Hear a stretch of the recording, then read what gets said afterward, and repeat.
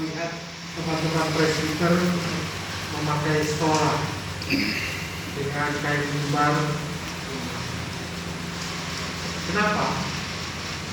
Karena memang Alkitab menyerukan rumahku harus ditabiskan.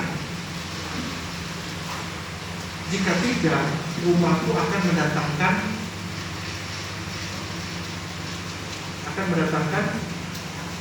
kemurtatan dan kemurkaan Tuhan. Saya tidak menakut-nakuti, tapi ya memang nyata ketika kita punya rumah gereja, maka rumah itu segeralah ditabiskan setelah dibangun. Walaupun dengan segala keterbatasan, baru kita akan memulai segala peribadahan di dalam rumah itu.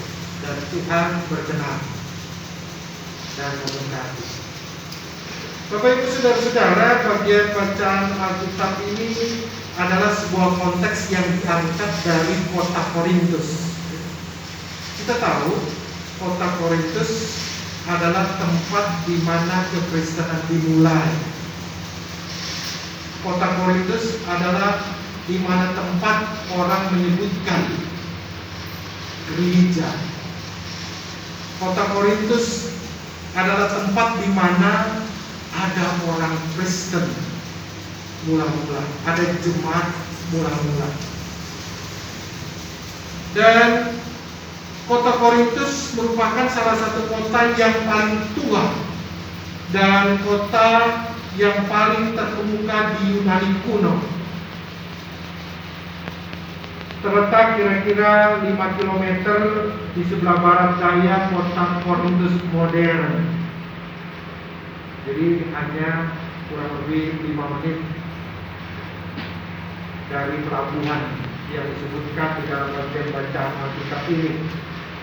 Dan kota Korintus merupakan kota perdagangan, free port, pelabuhan bebas. Yang artinya begitu banyak orang datang dengan kapal untuk singgah, bahkan ada yang menetap di kota Korintus. Dan akhirnya kota Korintus mempunyai pengaruh yang besar dengan budaya-budaya yang berbeda karena orang-orang pendatang. Bukan itu saja, kota Korintus juga mempunyai budaya tetapi juga agama yang berbeda-beda pada akhirnya. Akhirnya juga para pengajar-pengajar, para pelayan-pelayan yang masuk juga dalam berbagai perbedaan. Sehingga bisa dibayangkan betapa sulitnya melakukan ajaran tentang kasih di kota Korintus.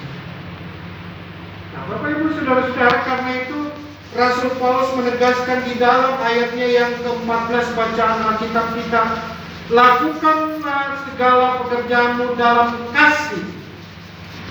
Lakukanlah segala pekerjaanmu dalam kasih.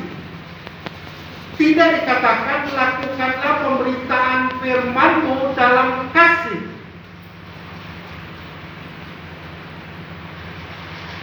Tetapi mau dikatakan di sini, lakukanlah segala pekerjaanmu dalam kasih. Artinya bukan saja pemberitaan firman dan sakramen yang dilakukan oleh pelayan-pelayan firman, tetapi juga berjumpa satu dengan yang lainnya, antara satu jemaat dengan jemaat yang lainnya, antara satu pelayan dengan pelayan atau pelayan dengan jemaat dengan pelayan, yang tentunya dimulai dalam kehidupan keluarga, memulai dari diriku sendiri, memulai dari keluargaku, memulai dari gerejaku, memulai dari sesamaku. Kalau tidak dimulai dari diri sendiri, dari keluarga, dari gereja, bagaimana mungkin kita bisa melakukan kasih di tengah-tengah masyarakat yang majemuk? Saudara-saudara, lakukanlah kasih pertama-tama dihimbau oleh Rasul Paulus. Sebentar lagi akan datang Timotius, seorang yang muda. Karena itu ketika ia datang, kamu jangan menakut-nakuti dia. Saya pertama mau masuk di Petra, sudah di airport ya. Kita masuk di Petra itu harus hati-hati. Hati-hati dengan bapak ini, hati-hati dengan ibu ini. Saya tidak dikatakan sih, hati-hati dengan PHM tidak. Ada PHM ini baik-baik semua rupanya ya. Tapi dikatakan, memang dikatakan benar-benar dikatakan hati-hati dengan kelompok ini, hati-hati dengan kelompok ini. Ya memang maksudnya harus hati-hati. Tapi katanya tidak ada apa-apa. Baik-baik semua, bisa bersatu semua. Bagaimana? Harus diselesaikan dengan kasih. Sehingga kasih ini mendatangkan damai sejahtera. Dikatakan oleh Rasul Paulus, Timotius yang akan datang, dia melakukan pekerjaan seperti yang aku lakukan. Orang sangat mengenal Rasul Paulus, luar biasa, pelayanan yang luar biasa. Tetapi dia harus melakukan perjalanan-perjalanan pekabaran Injil sampai ke seluruh Asia Kecil, bahkan ke seluruh dunia. Karena itu dia mengutus orang-orangnya untuk datang melayani di kota-kota yang disinggahinya. Pertama adalah Timotius. Dia masih muda, tapi dia mau bekerja di rumah Tuhan. Artinya juga Bapak Ibu Saudara-saudara, ketika orang-orang yang datang ke rumah Tuhan, kadang-kadang mereka bukan orang yang berpengalaman. Ada kalau ternyata dia dari Paris masuk pendeta, langsung masuk ke satu jemaat. Baik dia sebagai pendeta jemaat atau ketua majelis jemaat. Dia masih muda, dia belum banyak pengalaman, dia juga belum banyak pengetahuan spiritual dalam perjumpaan dengan jemaat. Karena itu Rasul Paulus katakan di dalam bagian bacaan Alkitab ini ayat terakhir, hargailah orang-orang yang demikian. Artinya kita harus teamwork, ya. Kerja bersama bekerja. Jadi majelis, jemaat, pendeta, ya harus bekerja bersama. Ya. Walaupun dikatakan bersama bekerja bukan kerjasama, ya. Tapi bersama bekerja, bukan kerjasama, itu nepotisme. Ya. Dan bagian kedua di sini dikatakan bahwa akan datang juga Stefanus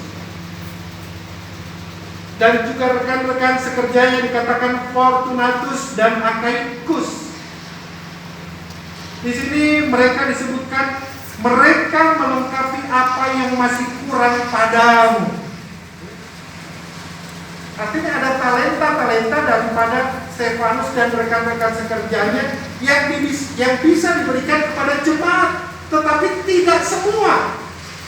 Hanya melengkapi apa yang kurang padamu.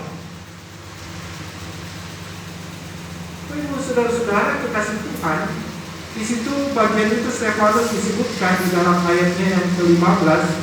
Ada suatu permintaan lagi kepadamu saudara-saudara, kamu tahu bahwa Stefanus dan keluarganya adalah orang-orang yang pertama-tama bertobat di Akaya, dan bahwa mereka telah mengabdikan diri kepada pelayanan orang-orang kudus. Bapak Ibu saudara-saudara, karena itu Rasul Paulus menegaskan pada bagian akhir, hargailah orang-orang yang demikian. Bapak Ibu saudara-saudara, ketika hati kita dipenuhi dengan kasih yang daripada Allah, maka apapun yang dilakukan pasti akan menghadirkan damai sejahtera. Amin. Dan akan menghadirkan sukacita dan kegembiraan tersendiri. Kalau orang hidupnya dengan damai sejahtera, ada sukacita dan kegembiraan, maka dia akan sehat. Hati yang gembira adalah, bagaimana kita gembira kalau tidak damai sejahtera? Karena itu lakukanlah segala pekerjaanmu dengan kasih, karena kasih itu akan menghadirkan damai sejahtera. Dan damai sejahtera itu akan menghadirkan sukacita dan kegembiraan. Alangkah indahnya dan baiknya ketika persekutuan ini, ya paling tidak persekutuan ini bulan Turing, hidup dalam damai satu dengan yang lainnya, sehingga menghadirkan buah-buah sukacita dan kegembiraan. Dan apapun yang dilakukan di dalam persekutuan itu akan diberkati oleh Tuhan. Uji aku buka tingkap langit dan memberkati kamu dan seluruh keluarga. Amin. Maka karena itu lakukanlah segala pekerjaan dalam kasih yang menghadirkan damai sejahtera.